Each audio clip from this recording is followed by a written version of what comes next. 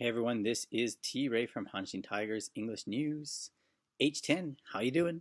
Today is March the 11th, 2019, and this is day 12 of the 30-day challenge.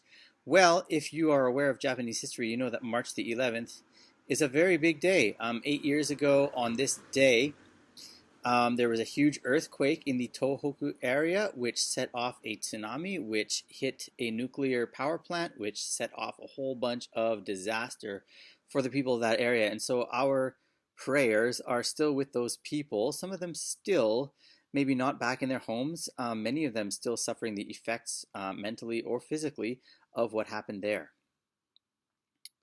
On a lighter note, 10 years ago on this day, Colonel Sanders, you know which one I'm talking about. Go check out H10's website if you are not sure. Curse of the Colonel. Colonel Sanders' right hand and his lower body were recovered from the Dotonbori Canal on this day in 2009. And so apparently the curse ended, except that we didn't find his left hand or his glasses. Anyhow, all that to say, the team has continued to stink things up to an extent. Even this preseason, they are 0-6-1 at present, which is how they started last year's preseason as well. The team is batting 183 during spring games, which is not a good sign at all. The pitchers, I think their ERA is sitting around 5.12 or something like that, so that is also not a good sign. Now, why is this Hanshin Tigers team so awful?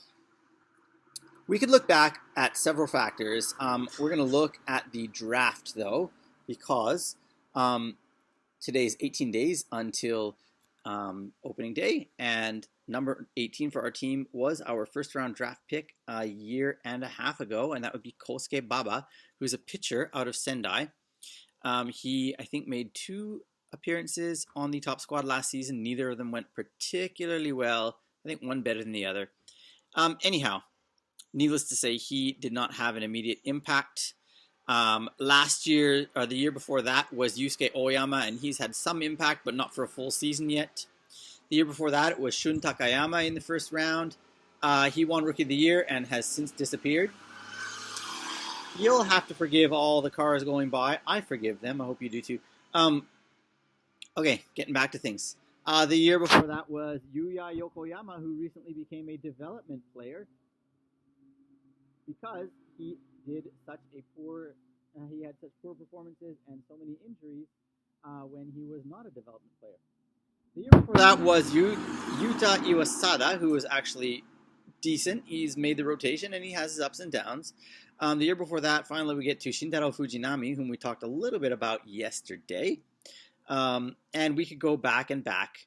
Hayata Ito, Daiki Enokida, Kazuhito Futagami, a guy whose name I forget even how to say. He's out of Taiwan.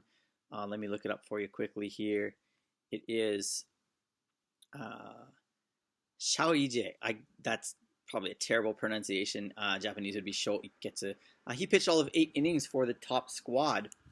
So yeah, we've got a history of some pretty awful performances from our first round picks. Now, of course, it's not only first round picks that end up making an impact on the team, but other teams seem to get some good stuff out of their players. Why not us? One of the reasons we go back to the curse of the Colonel, and we have lost out on so many of these ringers in the draft. You know how the NPB draft works. It's a lotto system, and so every team gets a chance to pull out a ballot from the box. Every team that wants that particular player. And if they lose out, they lose out. And if they win, then they get the rights to negotiate with that player. But Hanshin has lost several of those, including the one when we got Kosuke Baba. Actually, we didn't want Baba in the first place. We wanted Kotaro Kiyomiya. And then after that, we wanted Yasuda. Sorry, I forget his first name. Went to the Marines. And then we ended up with Baba. This year, we got Koji Chikamoto, but that was only after missing out on 2 other top choices. The first of whom also ended up going to the Chiba Lotte Marines, and that was Fujiwara. Kyota Fujiwara? No. Kyodai? No. I forgot. Anyways, him.